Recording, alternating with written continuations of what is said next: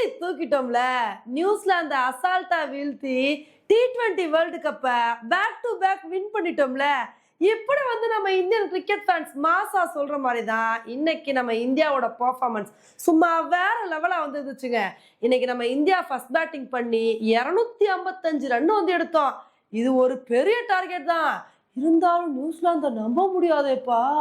அவங்க கூட T20 world கப்ல நம்ம ஒரு தடவை கூட ஜெயிக்கலையே. அதனால இவ்வளோ பெரிய டார்கெட்டை சேஸ் பண்ணிடுவாங்களோ அப்படின்னு தாங்க பயந்துட்டு இருந்தோம். அதுக்கு தகுந்தாப்புல ஃபர்ஸ்ட் ஓவர்ல ஃபின்னாலனோட கேட்சை சிவம் துபே மிஸ் பண்ணிட்டாரு. இதை பார்த்தோன்னே ஐயையோ இன்னைக்கு விட்டது கேட்சா இல்லை மேட்சா அப்படின்னு சொல்லிட்டு பக்கு பக்குன்னு இருந்தோம். அப்போதான் அக்சர் பண்ணிருந்து எதுக்கு கவலைப்படுறீங்க, நான் ஃபின்னாலனோட விக்கெட்டை ஃபர்ஸ்ட் ஓவர்ல எடுக்கிறேன் அப்படின்னு சொல்லிட்டு அவரோட ஃபர்ஸ்ட் ஓவர்லேயே ஃபின்னலனோட விக்கெட்டை எடுத்தாரு. அதுக்கப்புறம் பும்ரா நீ எல்லாம் ஃபர்ஸ்ட் ஓவரில் தான் விக்கெட் எடுப்பேன், நான் ஃபர்ஸ்ட் பால்ல விக்கெட் எடுப்பேன் அப்படின்னு சொல்லிட்டு மனுஷன் ரச்சின் ரவீந்திராவை வந்தவனே தூக்கிட்டாருங்க. அதுக்கப்புறம் அக்சர் பட்டேல் எனக்கு ஒரு விக்கெட்லாம் பத்தாது, நான் அடுத்த ஓவரில் இன்னொரு விக்கெட்டும் எடுக்கணும் அப்படின்னு சொல்லிட்டு பிலிப்ஸை போல்ட் ஆக்கிட்டாரு.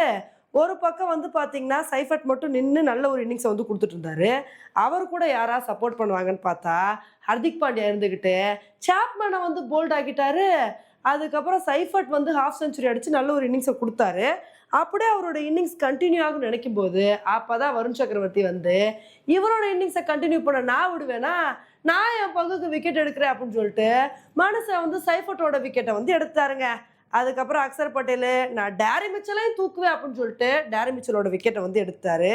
அப்புறம் நியூசிலாந்தால ஒன்றுமே பண்ண முடியலைங்க. பும்ரா மரண மாசான பவுலிங் பர்ஃபார்மன்ஸ் கொடுத்தாரு. ஏன் நீசம் ஒரே ஓவரில் 3 விக்கெட்டை எடுக்கிற, உன் விக்கெட்டை நான் எடுக்கிறேன் பாருன்னு சொல்லிட்டு பும்ரா ஒரே ஓவர்ல நீசம் மேட் ஹென்ரி 2 பேரோட விக்கெட்டையும் எடுத்தாரு. ஒரு பக்கம் கேப்டன் சாண்ட்னர் மட்டும் நின்று எப்பா வெற்றியோ தோல்வியோ நான் போராடுவேன் அப்படின்னு மனுஷன் ஓரளவுக்கு நின்று கடைசி வரைக்கும் போராடலாம் அப்படின்னு சொல்லிட்டு போராடி பார்த்தாரு. ஆனால் அவரோட தோல்வியையும் பும்ரா முடிச்சு விட்டாருங்க.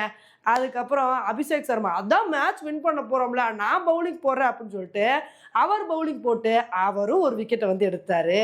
இதனால இன்னைக்கு மேட்ச்ல நியூசிலாந்து வெறும் 159 ரன்னுக்கே ஆல் அவுட் ஆயிட்டாங்க. இதனால இந்த மேட்சை நம்ம இந்தியா ரொம்ப கம்ஃபர்டபுளா 96 ரன்னு வித்தியாசத்துல வின் பண்ணி கப்பை தட்டி தூக்கிட்டோங்க. ஆனா என்னதான் இந்தியா கப்படிச்சாலும் நமக்கு என்ன ஒரு வருத்தம்னா, இந்த மேட்சை பார்க்கும்போது ஒரு ஃபைனல் மேட்ச் மாதிரியே இல்லைங்க. ஏதோ ஒரு T20 சீரீஸ் பார்த்த மாதிரி தான் இருந்துச்சு.